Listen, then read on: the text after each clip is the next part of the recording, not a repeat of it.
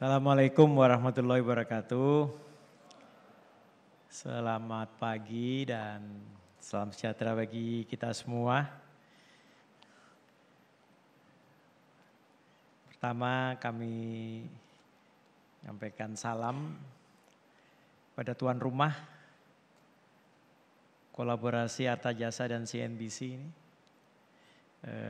Ada Pak Arman dan Direksi Arta Jasa, dan bosnya ini ya, Pak Fikram tadi,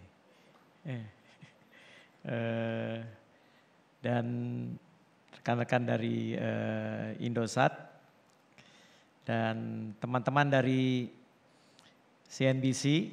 Ini kalau yang ngundang WD dan Asep memang harus hadir saya. Ya, WD itu Wahyu Daniel nih loh, WD. Dan tentu rekan kami di KSSK, Kepala Sekretariat KSSK, staf ahli Pak Arif. Dan teman-teman dari Bank Indonesia, mantan kolega di sini ada Pak Halim, Pak Ronald Waas, Pak DBW, Pak Dodi Budiwaluyo. Ada Pak Aribowo, Bu Farida, Bu Siti tadi, Pak Ketua ASPI ya, Pak Santoso, dan Bapak Ibu dari perbankan, dari lembaga jasa keuangan yang kami hormati. Pertama selamat ulang tahun kepada Arta Jasa, dan juga terima kasih kepada CNBC yang telah mengundang kami dalam GD Digital Economic Forum. Ya WD ya, Digital Economic Forum. Pertama atau sudah keberapa kali? Ya, Pak Bambang Brojo, selamat pagi.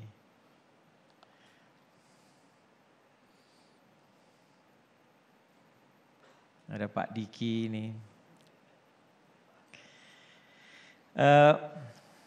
Bapak Ibu sekalian, kalau Arta Jasa ya main regulatornya Bank Indonesia gitu. Jadi memang Bank Indonesia ya harus hadir dan menyampaikan pandangannya begitu. Dan tepat sekali di sini ada Pak Diki yang saat ini membawai kebijakan sistem pembayaran, Pak ya. Bapak Ibu sekalian, biasanya saya banyak ngomong tuh soal makro gitu ya. Jadi kalau di OJK itu kan udah ada bagi-bagiannya gitu. Kalau ngomong perbankan ya Pak Dian gitu. Ngomong pasar modal ya Pak Inarno. Ngomong asuransi ya Pak Ogi gitu. Ngomong lembaga pembiayaan Pak Agusman. Ngomong kripto Pak Hasan gitu. Kalau saya ngurusin dapur. Saya ini ngurusin dapur gitu, sama Pak Mahendra tuh ngurusin dapur gitu ya. Supaya OJK berjalan terintegrasi begitu ya. Jadi kalau disuruh ngomong soal digital begini, jadi saya agak membaca ya Bapak Ibu ya. Bapak Ibu sekalian, perkembangan teknologi tentu kita tahu itu merubah perilaku dan preferensi konsumen yang semakin mengandalkan teknologi dalam setiap keputusan keuangannya. Transformasi digital di sektor keuangan Indonesia telah terlihat jelas melalui beberapa inovasi signifikan yang semakin berkembang dalam beberapa periode terakhir yang mengafirmasi tingginya minat masyarakat terhadap keuangan digital. Pertama kita lihat layanan digital perbankan mengalami lonjakan signifikan. Per Desember, ini memakai data Bank Indonesia, nilai transaksi proprietary channel atau kanal pembayaran yang dikembangkan dan dimiliki perbankan secara eksklusif, baik melalui phone banking, SMS, mobile banking, internet banking, ini mencapai 87 kuadriliun, naik 50,6%.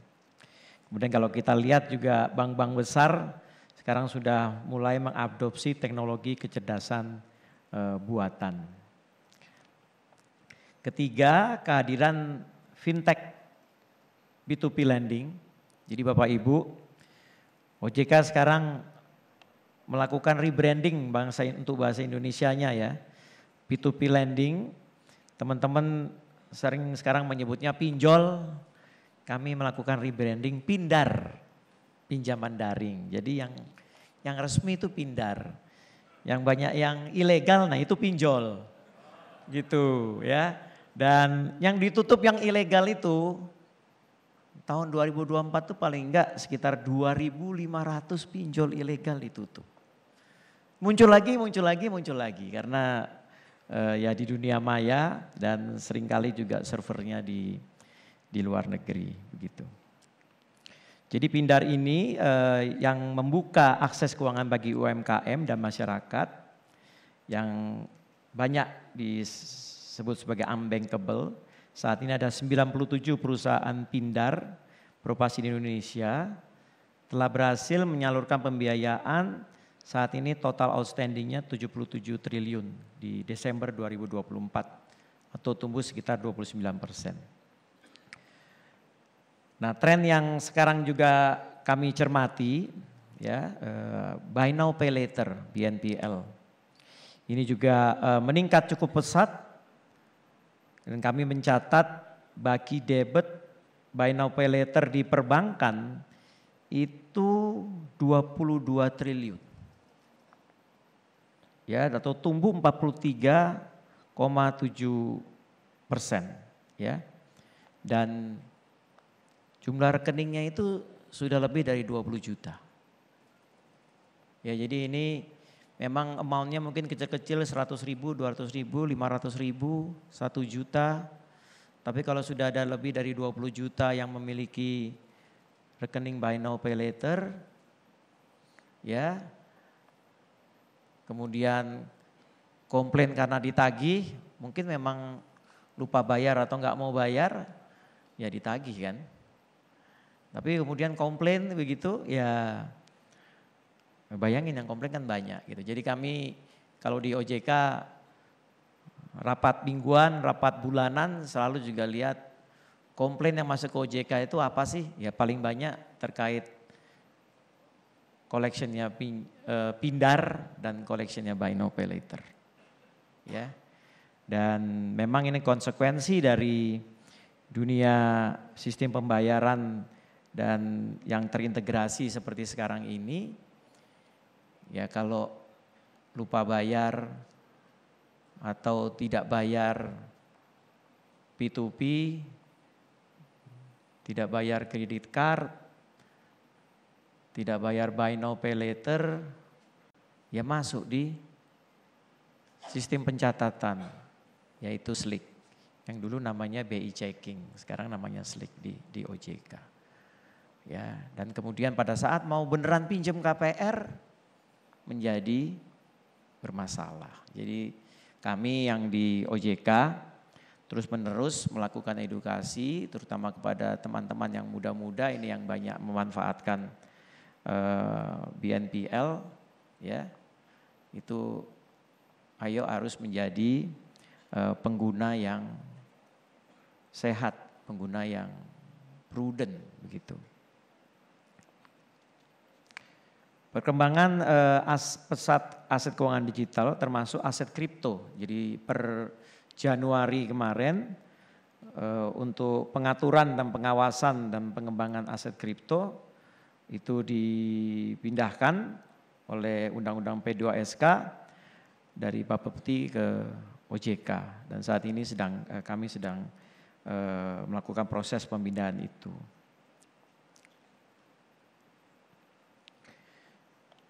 Dan pengguna atau investor aset kripto di Indonesia juga dalam waktu kurang dari 10 tahun itu sudah mencapai berapa sekarang ini? Mungkin investornya juga sudah mencapai saya rasa juga lebih dari 20 juta. Sedangkan di pasar modal itu kan investor sekitar 14 juta. Yang umurnya pasar modal sudah lebih dari 30 tahun. Begitu. Jadi di balik beragam capaian positif yang telah kita raih dalam era digitalisasi, tentunya tidak bisa menutup mata terhadap tantangan besar yang menyertainya. Kemajuan teknologi satu sisi menghadirkan manfaat, tapi juga sekaligus muncul resiko yang harus kita antisipasi bersama. Pertama, kita menghadapi tantangan serius dalam aspek cyber security. Jadi Bank Indonesia dan OJK dan komponen KSSK, kami juga selalu ada diskusi, saling tukar-menukar informasi terkait dengan aspek-aspek cyber security ini. Sering dengan semakin meningkatnya jumlah transaksi yang dilakukan secara online, ancaman terhadap keamanan data pribadi dan transaksi digital pun semakin kompleks. Kita telah menyaksikan berbagai kasus kebocoran data, serangan cyber, penipuan online yang mengancam stabilitas lembaga keuangan, serta mengikis kepercayaan masyarakat terhadap ekosistem digital. Kita juga tidak bisa mengabaikan pentingnya perlindungan konsumen. Fakta yang kita temui di lapangan, masih banyak masyarakat yang memiliki tingkat literasi keuangan digital yang relatif rendah. Tidak semua pengguna memahami risiko di balik layanan keuangan yang mereka gunakan. Sehingga tak jarang mereka terjebak dalam transaksi yang berisiko tinggi. Kita melihat fenomena yang mengkhawatirkan di kalangan masyarakat, terutama generasi muda, yang cenderung konsumtif dan kurang mempertimbangkan dampak jangka panjang dari keputusan finansial mereka. Tawaran-tawaran pinjaman online ilegal yang tampak menggiurkan justru menjadi jebakan yang sulit dihindari. Banyak dari pengguna pinjol, ini jadi kalau saya bilang pinjol berarti yang ilegal ini, dimanfaatkan untuk aktivitas yang tidak produktif bahkan digunakan untuk bermain judi online. Dan kita tahu dari para pemain judi online, majority berasal dari kalangan masyarakat bawah dan mungkin mayoritas adalah generasi muda. Bapak Ibu sekalian, mencermati kondisi tersebut, OJK terus berperan aktif dalam memperkuat dan menciptakan ekosistem keuangan digital yang inklusif, aman, berkelanjutan, dan bertanggung jawab. Ada beberapa hal yang kami sampaikan di sini. Ada penerbitan roadmap atau peta jalan sektoral. Jadi ada di perbankan, di pasar modal, di IKNB, di EPK, yang memuat berbagai inisiatif strategis dalam mendorong digitalisasi, meningkatkan resiliensi digital, dan juga dalam rangka menghadapi potensi ancaman cyber. OJK telah menerbitkan panduan resiliensi digital untuk perbankan, memberikan pedoman bagi bank domestik dalam menghadapi, menangani, dan memulihkan diri dari gangguan operasional teknologi atau insiden cyber. OJK juga menerbitkan roadmap pengembangan dan penguatan inovasi keuangan digital 2024-2028. Mencakup strategi dan supervisi untuk mendukung pertumbuhan inovasi keuangan digital. Penerbitan regulasi yang adaptif dengan perkembangan digitalisasi dalam rangka menciptakan ekosistem keuangan digital yang inovatif, aman, dan berkelanjutan. Beberapa ketentuan yang juga diterbitkan oleh OJK ada POJK 3 2024 tentang penyelenggaraan inovasi teknologi sektor keuangan yang mengatur penyelenggaraan ITSK, termasuk penyediaan ruang uji coba, sandbox, perizinan, pemantauan, evaluasi, termasuk edukasi keuangan, perlindungan konsumen, dan perlindungan data pribadi. Kalau ITSK ini tempatnya Pak Hasan. POJK nomor 21 2023 tentang layanan digital bank umum memuat dukungan digitalisasi dalam sektor perbankan untuk meningkatkan efisiensi, jangkauan layanan, dan inklusi keuangan. Serta memastikan bahwa digitalisasi perbankan tetap berlandaskan prinsip keamanan dan kepatuhan terhadap regulasi keuangan. Jadi kalau bicara dunia digitalisasi, ulang-ulang yang disebut adalah prinsip keamanan ya, cyber resilience. POJK nomor 40 tahun 2024 tentang layanan pendanaan bersama berbasis teknologi informasi atau P2P. Mengatur tata kelola industri pendanaan digital agar lebih aman, berkelanjutan dan berdaya saing. Sekaligus mencegah praktik ilegal. Kemudian peraturan mengenai penerapan manajemen risiko. POJK 13 tahun 2020 tentang penerapan manajemen risiko dan penggunaan teknologi informasi bagi bank umum. Kemudian ada POJK 2023 nomor 22 tentang perlindungan konsumen di sektor jasa keuangan yang mengamanatkan pelaku jasa keuangan memiliki kewajiban untuk memberikan edukasi yang memadai kepada konsumen untuk memastikan bahwa setiap keputusan investasi dilakukan dengan pemahaman yang komprehensif terhadap manfaat, risiko, dan karakteristik.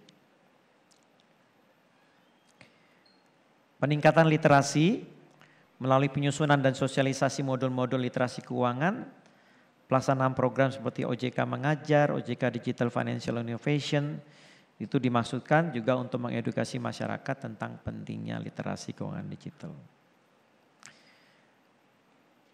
Di tempatnya Bu Kiki, di tempat perlindungan konsumen, juga menjadi agenda prioritas kami, ada namanya Satuan Tugas Pemberantasan Aktivitas Keuangan Ilegal. Ini adalah satuan tugas ini dikoordinasikan oleh OJK di tempatnya Bu Kiki, tetapi paling tidak ada sekitar 12 kementerian dan lembaga yang berkolaborasi di situ terkait dengan